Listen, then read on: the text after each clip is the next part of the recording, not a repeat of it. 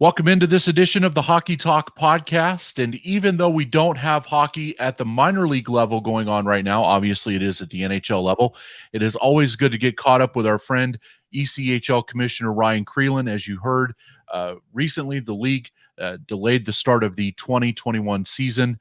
Mr. Crelin, thanks very much for joining us. First, kind of a check-in with you. How are you and the family doing as we continue to muddle through our pandemic here? Yeah, we're all right. Appreciate it. Hope you're doing okay, just the same. Hard to believe, middle of August already. The months have flown by, um, but we're doing okay. Back to school soon for the kids as well, although we're all trying to figure out what that looks like. Yeah, as we're trying to figure out so much here, including what the hockey landscape might look like for next season. And I know that that is among some of the things that most people are thinking about here. If you're a hockey fan at the AHL, ECHL, or SPHL level, I kind of want to start by asking how the ECHL Board of Governors and you arrived at the December 4th start date. Is that something that you worked with in concert with the American League and the National Hockey League to do, or is that something you guys came up with on your own? Well, it's interesting. I mean, it's something that we had been gearing towards and getting feedback on for months, and we're kind of looking at that date if we weren't going to be able to start in October, and we're going to make the decision in and around this time point. Amidst all of that, certainly talking with the AHL and NHL, getting feedback from them, and they seem to arrive at the same conclusion. So I would tell you we came to the same point, but independently. And it just seems to be the next logical step. Talking about that being the next logical step, obviously that is going to happen with players being filtered down from the NHL and the AHL affiliates. Have you guys started to develop protocol for what training camp might look like and things like that? Where are you guys at in that process? Very ingrained. And yes, we've got multiple documents, as it relates to reopening our arena for fans and employees. Um, and then certainly working with the PHPA and their executive committee for a return to play protocol. You've got to be working on these things, preparing, making sure you're ready when the time comes. The issue is things are constantly changing as well. And so it's trying to nail down a moving target. And while we're having discussions with the union, making sure we're preparing, every day brings something new. What are some of those factors that you're looking at that one went into the decision to move back to December the 4th, and then what are some of the factors that you're dealing with on a day-to-day basis outside of the escalating case numbers in your southern and western markets? Yeah, I mean, we safety for everybody is paramount, and pulling in what some other leagues have done as it relates to players. Certainly, the NHL and MLB have returned. Some other minor leagues have returned and trying to build protocols built around safety. I really think it comes down to three things: hygiene, a focus on hygiene, distancing, and masks. And when you put those together, there is a path forward. Same thing on the fan side of things and reopening our buildings and getting our employees back in as well. Using those guiding principles as how we're going to reopen. So, you talk about what we're working with on a day-to-day basis. It's safety first and making sure those protocols are in place. But the other big thing is jurisdictional approval, and we can be locked and ready to go, but until we have that approval from our jurisdictions, which, as you well know, we're in 19 states and 2 Canadian provinces, there are a lot of variables there. And, so it's constant communication and trying to determine, when we will have approval to reopen. We've heard some scuttlebutt from fans about, they wouldn't wear masks in arenas and things like that. Is it your sense that most arenas in your footprint will mandate masks and proper 6-foot social distancing when we get back to play? I mean, it's certainly the sense I get. I guess it's based on jurisdictional guidelines and approval. You've seen other leagues come out and say that it needs to be done. And when you look around the jurisdictions, the more I look, the more I see that being mandated. So again, that may not even be something in our control. That may just be mandated by jurisdictions. Is the December 4th start date that you guys have, is that in the mud, or is that in the sand, or is it in concrete? Is that a firm start date for you guys?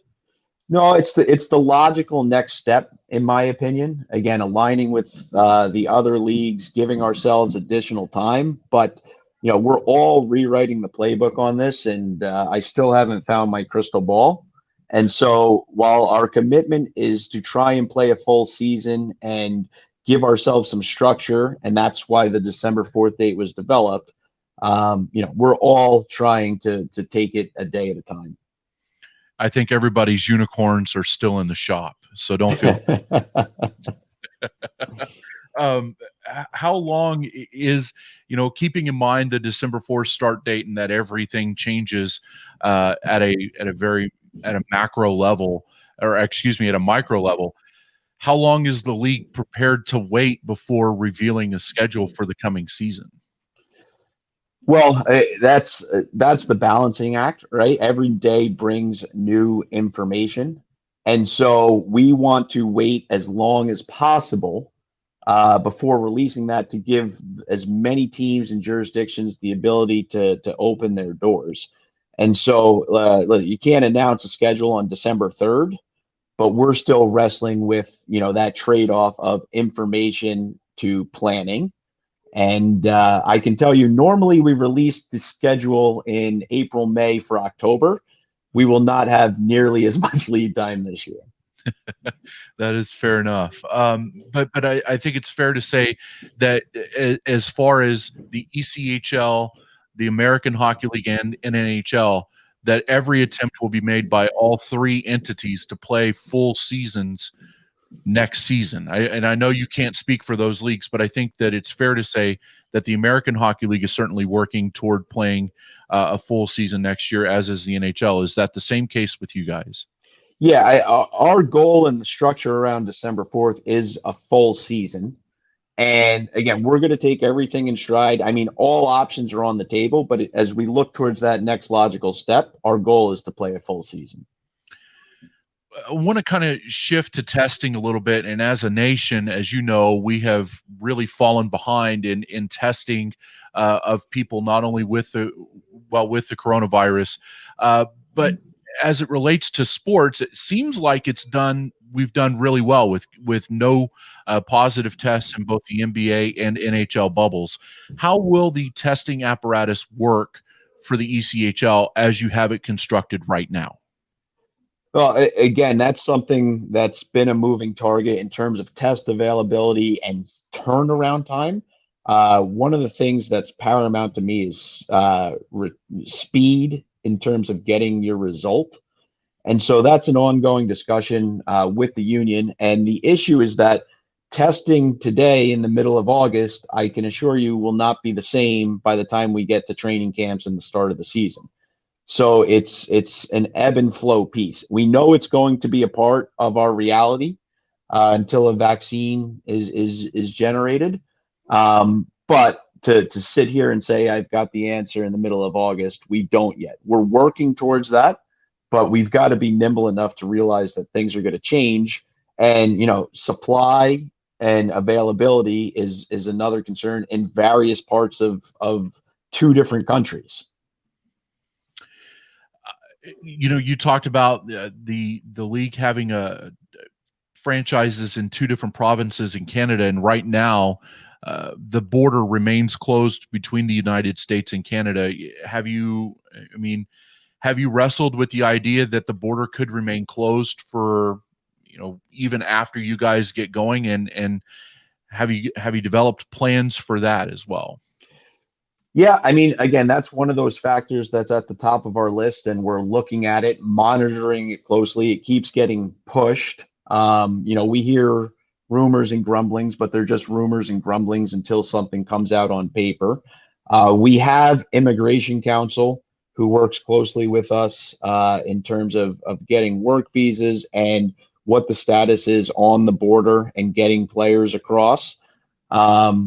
But again, what that looks like here in August, I'm fairly certain won't be the same by the time we get to that time frame. But we do need to monitor it every day. Is it? I mean,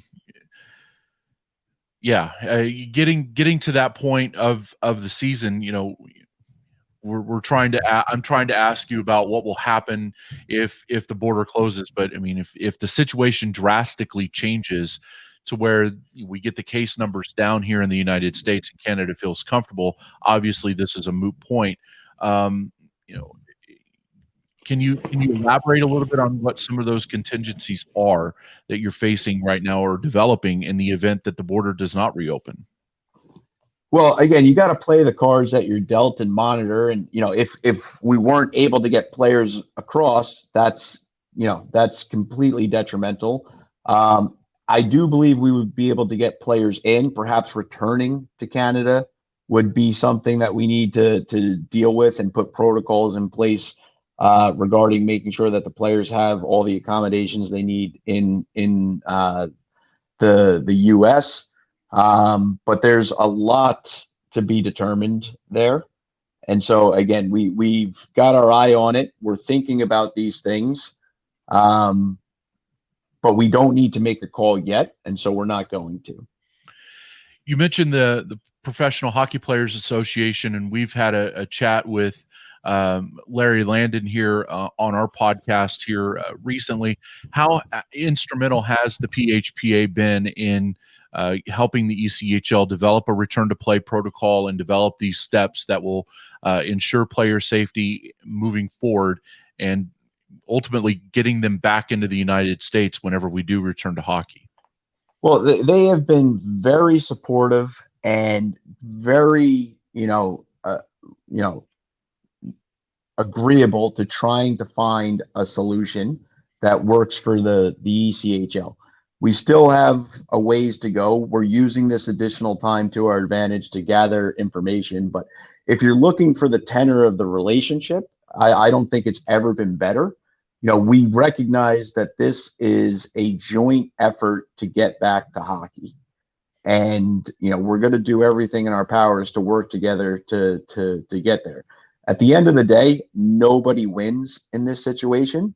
And so we're all in this together, and we just got to figure out a way to get us back. So we will do our part between the PHP and the ECHL, but recognizing that it's not just our decision. There's some governmental factors that will play into this. ECHL Commissioner Ryan Crelin joining us on the Hockey Talk podcast. One final question as it relates to you, or as it relates to COVID for you. What comes next for you guys? As you mentioned, there's all kinds of protocols and documents being developed right now. But what comes next for the league here as we continue to push toward a December 4th face-off?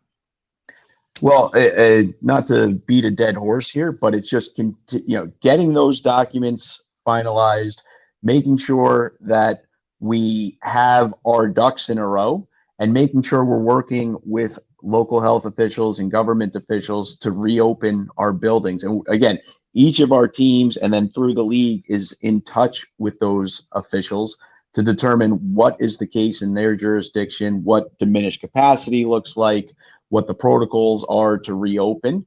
But it's that balancing act of letting time play out, hoping things get better, getting approvals. And so what comes next is really kind of the same stuff, putting the I's and T's on the protocols and getting approvals as we work towards that date. Again, realizing that It's a balancing act because we want to allow that additional time to give us the best opportunity to play hockey. Want to switch gears here to some other topics that we've been monitoring here over the summer. And of course, COVID has been the big be all end all topic. But last week, the Seattle Kraken of the National Hockey League announced that former Cincinnati Cyclones play-by-play voice Everett Fitzhugh was named the play-by-play voice for the Kraken in their inaugural season, which will begin in 2021. That has to be a tremendous source of pride for not only you but the league as well. No question. I was so excited to see that. Great opportunity. Everett's been in our league for 5 years now, I believe. Really cut his teeth in this league and honed his craft. Does an excellent job. He's always been super supportive of us. Has helped us at the league office with some projects. Served in an all-star game for us on NHL Network one year. And again, to see him get this opportunity, I called him last week just to reflect and wish him the best of luck. So he starts September 1st, and a lot to figure out there for him, but amazing opportunity. And he was very appreciative and thankful, and said that he will be carrying the ECHL flag wherever he goes. So a great story for all of us, and I wish him the best. Absolutely. As we kind of turn the page, and I'm sure Everett would want his legacy in the league to be as kind of the door opener for more people of color to be behind the mic and in higher places in the league than he was. How do you make that happen? How do you guys help to make that happen? Well, I think Everett is the figurehead for steering that movement, and we want to be supportive of diversity in hockey and the Hockey is for Everyone movement. And the using Everett as a figurehead there shows our commitment to that. And if I want the best broadcasters in the league. We want a diverse broadcaster set in the league. I think that this movement shows if you've got the skills, no matter who you are, apply to the ECHL. That's fair. And I didn't have really a good retort for that, but that is fair. And hopefully we will see more people of color come behind the mic, because as we've seen with Anson Carter and Kyle Reeves in the National Hockey League, it is a door that is slowly being open, and more people are coming in under the diversity tent. So it would be great to see that moving forward. A couple final questions here for you, but there has been some minor movement with the Trois-Riveres franchise as they look to get going here for a possible 21-22 start. Can you comment on any of that, and if so, what the next steps might be as we get that franchise potentially up and going there in Quebec? Sure. I mean, there's no secret there that we've been in conversations with the marketplace, with the new building being built, and has been on our radar. That's been well documented publicly. I was up to visit what's, I guess, now over a year ago, but things have developed in that time. They've come out with the press conference there where Dean McDonald, who owns our team in Newfoundland, has agreed to a lease with the city, which is a huge first step. We still have a lot to accomplish there. There is, formally no team awarded at this point, but we'll certainly be talking to them. And ultimately, we will get an application, I believe, and that would go before our board. But again, there's a number of hurdles that we need to cross. I think it looks very promising. I think it's very exciting. But until we get through those pieces, there is no team to announce. Is this kind of one of those processes that is very much on the back burner because of the pandemic right now? No, I wouldn't say so, but it's the time that I would normally like to devote to it, is being consumed by many other aspects. But this is an important piece, and they weren't looking at the 2021 season anyway. It's for the future, and it's something that we will make sure the necessary time is allotted to make sure that they have everything they need when they're ready for it. And then we continue to hear murmurs about a possible franchise in Coralville, Iowa, outside of Iowa City. Any kind of comment on that from you? Again, it's been on our radar. We would love to have ECHL hockey there. At this point, I don't know of a formal lease. But if one comes to fruition, I would imagine that an application would be made to the ECHL. But at this time, that hasn't been formally documented. And as we wrap up here, anything else that you would like to add here that we have not discussed over the last 20 some minutes? Well, I think you and I have talked a number of times throughout this pandemic, and we're all still trying to figure it out, rewriting the playbook, not just in hockey, but across sports and live entertainment. But be knowledgeable of the fact that our owners want to get back to hockey, our players want to get back to hockey, and based on some of the surveys that we've had, our fans want to get back to hockey.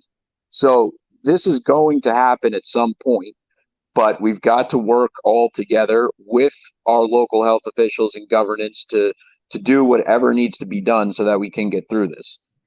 We need to follow their lead because to me, that's the only way we get back. And patience is key, obviously, to all of this. No question. It's frustrating. Don't get me wrong. But we've been patient since March, and we're working diligently behind the scenes. But it's clear that it's going to take more time. All right, sounds good. ECHL Commissioner Ryan Crelin, you and the family stay healthy, and we will talk to you as we continue to approach a December 4th tentative face-off in the ECHL. Thanks very much for joining us. Sounds great, man. Thanks.